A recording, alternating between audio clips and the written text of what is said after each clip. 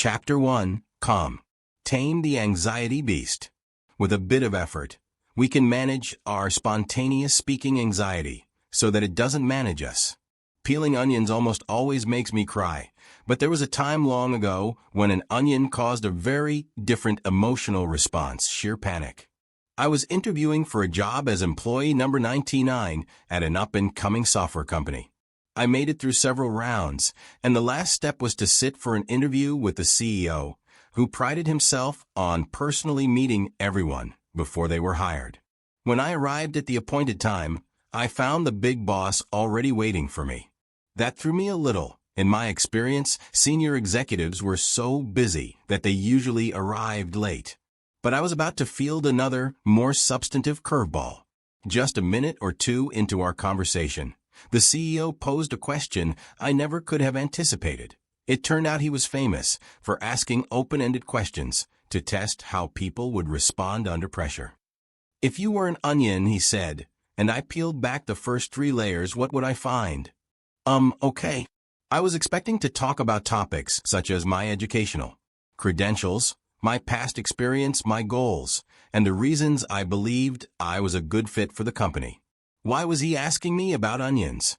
Despite all the practice I had with spontaneous speaking growing up, I now experienced the kind of fight-or-flight response most of us struggle with in such situations.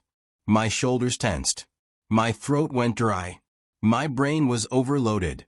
I felt jittery and hot. I really wanted to ace this interview, but my nerves were getting the better of me. I had no idea what to say. Speaking up without freaking out.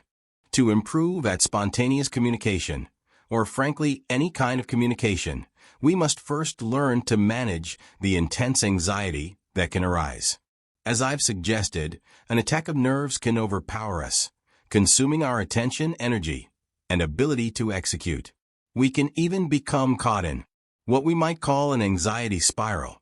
Our anxiety leads us to fault ourselves and lose confidence. We feel alone, disempowered, marginalized. That produces still more anxiety. At the extreme, this spiral can cause us to choke. When put on the spot, our anxiety overwhelms our ability to cope with it. The good news is that we can adopt techniques to reduce our anxiety, becoming more comfortable communicating ideas in any situation without our anxiety kicking into high gear.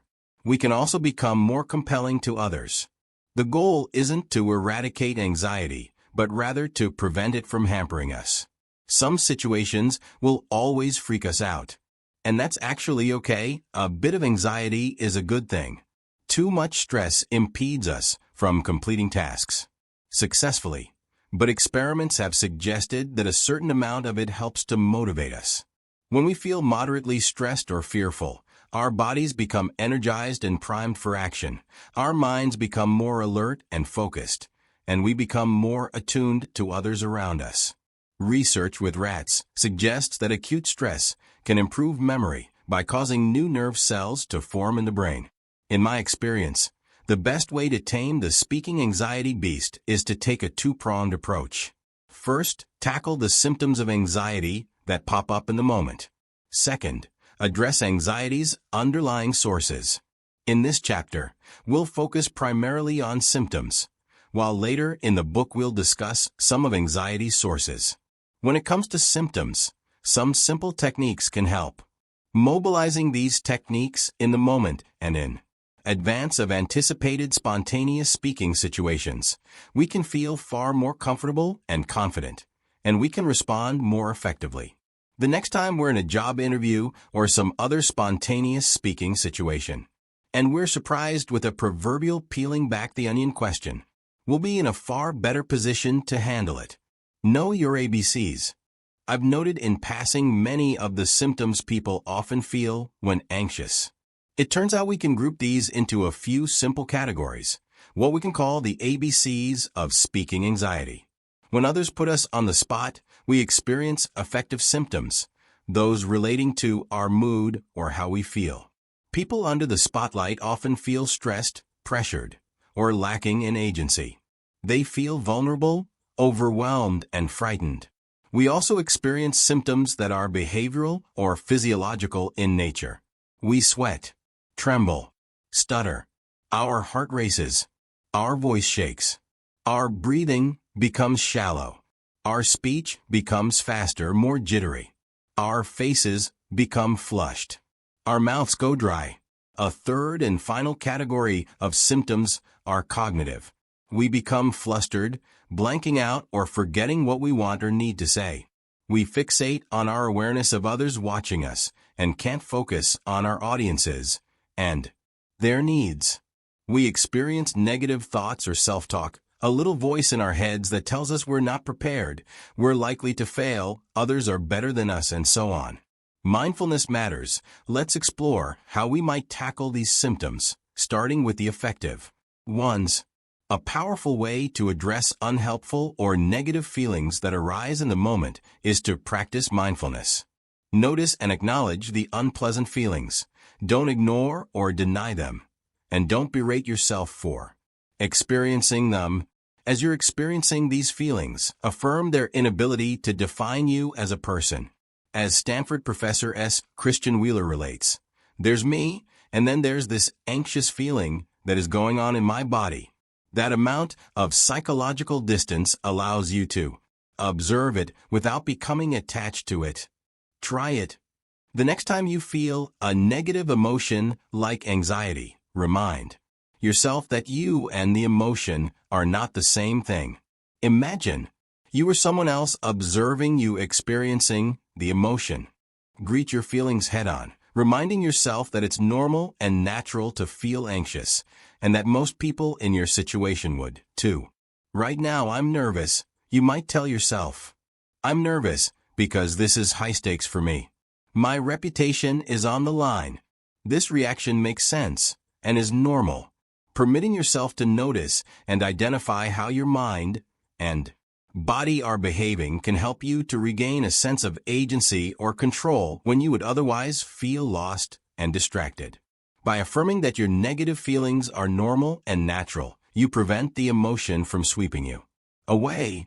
You give yourself just a bit of space to break free and help yourself by taking a deep breath, perhaps, or by imagining how you might respond to what someone next to you just said. As you become aware of your feelings, you can go further and reframe them in more positive ways that energize rather than stymie you. People who become anxious before speaking often think they must try to calm themselves. Some make use of alcohol or other substances. Others focus on visualizations, like the famous Brady Bunch advice to imagine your audience sitting in their underwear. These measures often do more harm than good because they can leave you mentally fuzzy or distracted. As my friend Professor Allison Wood Brooks suggests, a better strategy might be to reframe anxiety as excitement.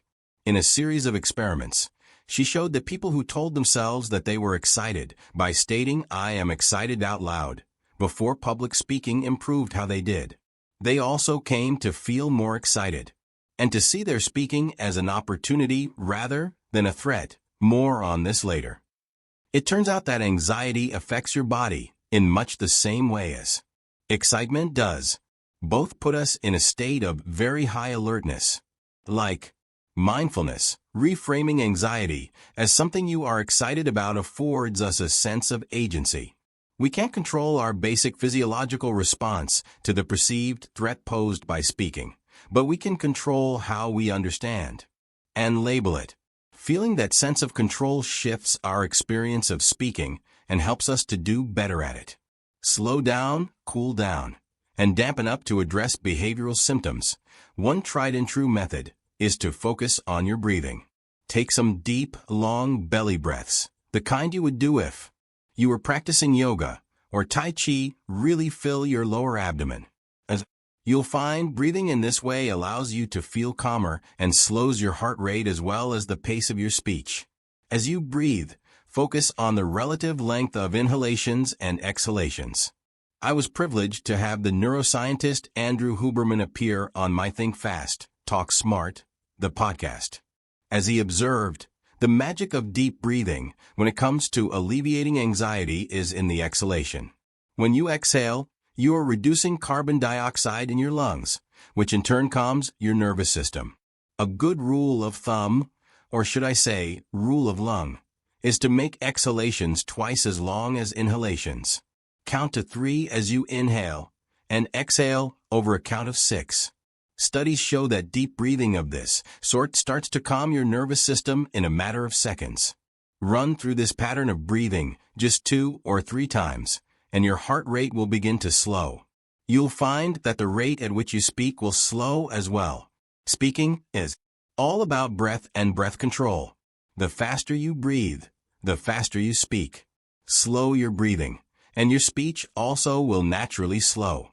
If you're a fast talker, you might find that deep breathing alone doesn't slow you down. In that case, try slowing your movements, your hand motions, the nodding of your head, the twisting of your torso, and so on. We tend to synchronize our speech with our gestures. Fast talkers gesture quickly, using swift, jerky motions. Slow down our movements, and our speech will slow as well. As part of the fight or flight response, our bodies release adrenaline, a hormone that prompts us to move away from a threat and toward safety. Adrenaline causes our heart rate to rise and our muscles to tighten and become shaky. Turning our bodies to address a different side of the room or making small hand gestures can help to dissipate shakiness by fulfilling our need to move. If you're giving an impromptu toast at a wedding, try walking slowly from one side to the next as you speak. Ever notice that? Attorneys on TV always seem to do that when handling questions from the judge or addressing the jury. You don't want to distract people by pacing too much, but taking a few steps in one direction as you shift between points can ease any shakiness you may feel. What can you do about the blushing and perspiration unleashed when you're put on the spot? Quite a lot. When you're under stress, your core body temperature rises. Your heart beats more quickly, your muscles tense, your blood vessels constrict, and your blood pressure and body temperature rise. All of this causes you to sweat and blush, just as it does when exercising. You can counteract these effects by cooling your body. Focus here on your hands. Just like your forehead or the back of your neck, your hands serve to regulate your body temperature. Have you ever warmed up on a cold morning by holding a warm cup of coffee or tea? That's your built-in thermoregulator in action. At moments when you're put on the spot or you think you're about to be, try holding something cold in your hand, like a bottle or glass of water. I do it all the time in speaking situations when I'm anxious. Yes, I sometimes get anxious too. It really helps. Finally, let's do something about that annoying dry mouth that might arise as you try to communicate. When you become nervous, your salivary glands shut down. Reactivate them by sipping warm water, sucking on a lozenge, or chewing gum. It's best not to do this in the moment, since stuffing up your mouth can make speaking difficult. But if you're entering a situation where you suspect you might be called upon to communicate, taking a moment to prepare in advance by reactivating your salivary glands is a good move. Tame your brain. Let's say I'm hosting an important Zoom call with 24 colleagues and customers, and the technology fails, cutting off my colleague who was supposed to be presenting for the next 15 minutes. Someone has to fill in the empty space. That would be me, the team leader. But as my body goes into fight or flight, I'm hearing these dark little voices in my head. I don't know what to say. Everybody's judging me. I'm going to get fired over this. I can banish that nasty little voice and take back control by repeating a more positive mantra in my head. Professional golfers often do this, repeating a word like calm or poise to tamp down negative self-talk. We can also adopt mantras that remind us of our deeper purposes. In a spontaneous communication situation, you might tell yourself something like, I have value to add. I've improvised my way out of tough spots before. I've got this. It's not about me. My content is compelling. Repeating a mantra can allow us to redirect our thoughts, unchaining us from the doom loop running through our minds. If you blank out, try going back to go forward. Recall what was just said and repeat it. Doing this can give yourself a moment to get yourself back on track. Many people deploy a similar tactic when they lose their keys. They go back in their minds to every place they might have been, which in turn might jog their memory of where they left them. You might think that repeating what you just said is a no-no, as it will bore or distract your audience. If you do it 50 times in a 3-minute period, that might be true. But in general, repetition is a good thing. When you repeat a point a few times, you highlight it for your audiences and help them. Remember it. Saying something in different ways can help ideas become more comprehensible and noteworthy. Repetition is okay. You see, I just did it. I repeated the same idea 3 times. That wasn't so bad, was it? You can also buy yourself time by posing generic questions that might make sense given the context. I'll let you in on a secret. When I teach, I sometimes lose my train of thought. I teach so many classes that I can't remember if I've made a certain point in this class or the other one. This momentary confusion can freak me out, and I feel compelled to respond immediately lest I look foolish. Typically, I'll pause and say, before we move on, I'd like you to take a moment to think about how you might apply what we've just discussed to your life. Now, I'm fortunate. Because I teach communication, students can, in fact, apply much of what I talk about right away. But I'll bet you could quickly come up with a generic question that you could ask, one that would allow you to take a deep breath and reflect on where you want to go next. In a Zoom call, for instance, you might ask something like, can you think of ways you can share this information with your teammates? Or when leading a meeting, you could say, let's pause for a moment and just think about how what we've been discussing fits into our overall objectives. A simple question gets people thinking and lets you off the hook as the center of attention for a moment so that you can regain your composure. If you know that you'll be attending an event, a team lunch, conference, or wedding, in which you might be asked to speak spontaneously, you might think of one of these questions in advance and keep it handy just in case. Try it. The next time you enter a situation where you think you might have to speak spontaneously, come prepared with a question to ask your audience if you become flustered. If the mere thought of blanking out arouses fear in the moment, having these tools handy can give you an extra bit of comfort and security. You might also try rationalizing before you get into a likely spontaneous speaking situation. Ask yourself what the chances are that you really will blank out. Most people thinking rationally might put the odds that the situation wouldn't go well at 20 or 25%. But that means you'll have a 75 or 80% chance that it will. I'll take those odds. Further, ask yourself, if I do blank out, what's the worst that can happen? Many of us would say something like, I'll be embarrassed, or it will be awkward, or I might not see the career growth I'm looking for, or people might not want to talk to me. We can make a long list of terrible consequences. But we should put our fears into perspective and realize that these consequences probably won't come to pass. People are often so consumed with their own anxieties and the impression they are leaving that they aren't paying that much attention to us. This phenomenon is so well known that psychologists have a name for it: the spotlight effect. Most likely, we are dramatically overestimating any negative impressions that others might have of us on account of our speaking. The rationalization process takes the edge off anxiety, offering us just a bit of agency. You can also reduce the odds of blanking out by structuring what you say in the moment. Structure provides you with a map, and it's much harder to get lost and blank out if you have one. You might presume that you can only structure your remarks well by planning them out in advance, but that's not true. As we'll see in Chapter 5, you can do it very effectively in the moment as well. In addressing cognitive symptoms, we must do something about those annoying filler words that pop out of our mouths when we are working out what we want to say. I'm not saying you need to banish these words entirely.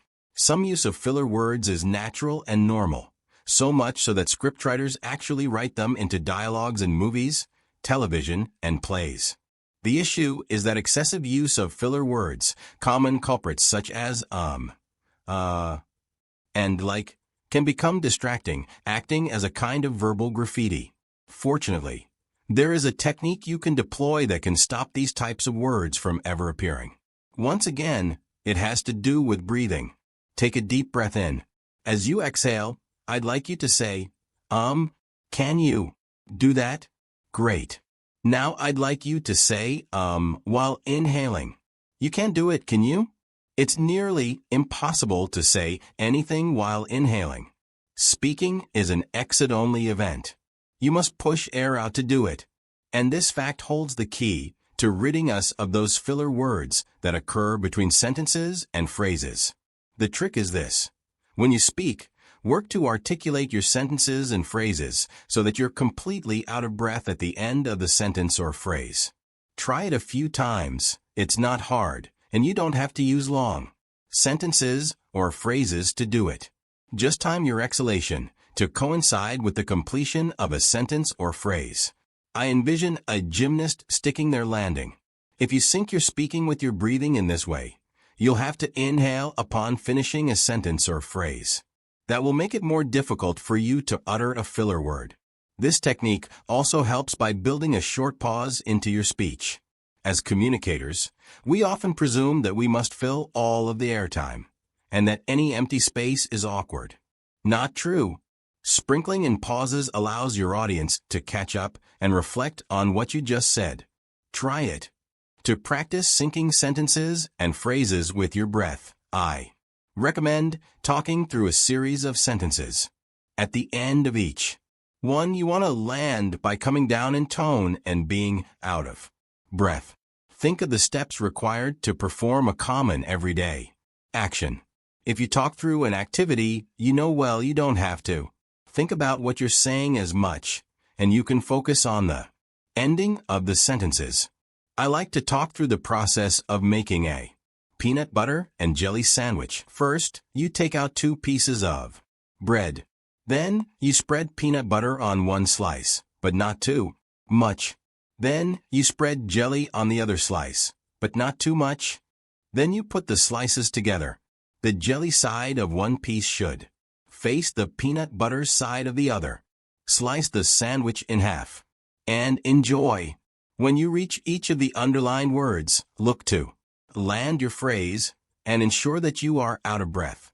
To take your practice further, you might try working with speaking preparation tools, such as Poised, Calm, or I, and Like So, which provide valuable feedback on your use of filler words.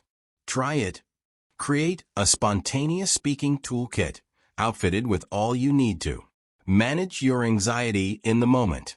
Include, for instance, a cold bottle of water, a lozenge, and a note card with an affirmation written on it. Given the tips provided in this chapter, what else might you add to this kit to customize it just for you? Keep this kit handy in your phone, wallet, or purse so that you can access it just before the next event when you anticipate having to speak spontaneously. Amp yourself up. To succeed in tackling symptoms of anxiety, we must also work to make these interventions stick. Take a few moments to ponder the techniques I've shared. Which of these seem most interesting, natural, or helpful? Have you tried any of them already? Have you used other anxiety-calming techniques in different areas of your life? For instance, when you're playing a sport or flirting that might help you with your speaking fears. Once you've reviewed the techniques, gather together your favorites and form them into what I call a personalized anxiety management plan app. By contributing to your sense of agency and focus, your amp can help excite or amp you up about speaking. Pick a handful of techniques, between 3 to 5 of them, that you believe will work for you and that address specific anxiety symptoms that bedevil you the most.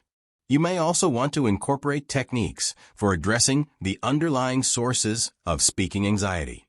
I'll describe some of those later in the book. Then think of an acronym that might help you remember them in the moment. Here are a couple of examples. Sample anxiety management plans. Boom. Be present-oriented. Focus on what is happening in the moment, rather than worry about potential negative future consequences. Observe your movements. Slow your gestures to moderate your speaking pace. Oxygenate. Exhale twice as long as you inhale. Mantra. Speak a word or phrase that can help you calm down and focus. Arc. Acknowledge that anxiety is normal. Recognize you're not the only one.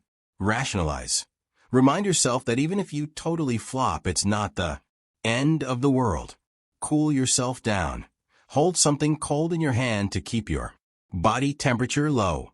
I ask all of my students and consulting clients to create an amp. They routinely thank me, writing years later to report that they still are deploying these techniques. As they attest, finding and deploying the right amp supercharges their confidence when they speak in high-stakes, spontaneous situations. Small changes, sustained over time, really do make a big difference. One woman I work with, Stephanie, took over as CEO of her family business when she was in her late 20s. In this role, she had to connect with her 75 employees of diverse backgrounds and project an authoritative persona. Her task became even more difficult when COVID struck and disrupted the business. Employees who in some cases were decades older felt anxious and looked to her for leadership. As she made controversial decisions to stabilize the business, they grilled her about changes they would experience. Stephanie found daily communication extraordinarily stressful, even more so because she wasn't a native speaker of English. She became self-conscious and would reveal her anxiety by stumbling over words and adopting a guarded, humorless demeanor. Her anxiety became so intense that she had difficulty sleeping and focusing on day-to-day tasks. She even thought about stepping down as CEO. To help Stephanie, we developed an amp that steered her away from fixating on future goals. Over time, she wound up deepening and modifying her amp, taking it in a direction that was all her own. When I checked in on her in the spring of 2022, her amp had come to revolve around 3 phrases meaningful to her: heart, speech, and mind, or HSM. Heart referred to why she was speaking. She found that she was less anxious if she reminded herself of her intention to be of service to her audience and to concentrate on them and their needs, not herself. Speech focused her on what she needed to do technically to connect with her audience. Knowing that she tended to speed up and stumble over her words when nervous, she made a point of gesturing more slowly and asking questions to force herself to pause. Mind was a cue to remind herself that the actual likelihood of blanking out and messing up was far lower than she feared. Stephanie is continuing to work on her anxiety, but thanks to her ongoing efforts with her amp and the techniques described in this chapter, her anxiety has become more manageable. She leads others more effectively and enjoys her job more. In fact, she has begun to coach others to become more confident in their communication. An amp is not a quick fix, but rather an ongoing experiment, with each technique amounting to a hypothesis. Once you've generated your amp, test it out in real-life situations. Rehearse your amp to yourself before you go into your next work meeting or dinner party. Try the techniques in the moment. Did they help? If not, try swapping in other techniques, and don't forget to update the acronym. There is no quick and easy solution for speaking anxiety. What we can do is engage in a more gradual process of managing this emotion so that it does not interfere with our communication goals. Discovering you being comfortable thinking on your feet is important for formal speeches and presentations. It holds special relevance when you're called to speak spontaneously. As we'll see in the next chapter, managing anxiety ultimately frees you to behave more naturally and authentically when put on the spot. You become bolder, nimbler, more playful, and looser. You're able to tune in better to your audience's needs and react appropriately. You're able to take more joy in communicating. All of this allows you to become more compelling as a speaker, to speak up without freaking out. When that CEO asked me what he'd find if I were an onion and he peeled back my first 3 layers, I went into fight or flight. But I didn't let my nerves get the better of me. Instead, I initiated part of my amp. I took a deep breath, and repeated my mantra, I have value to offer.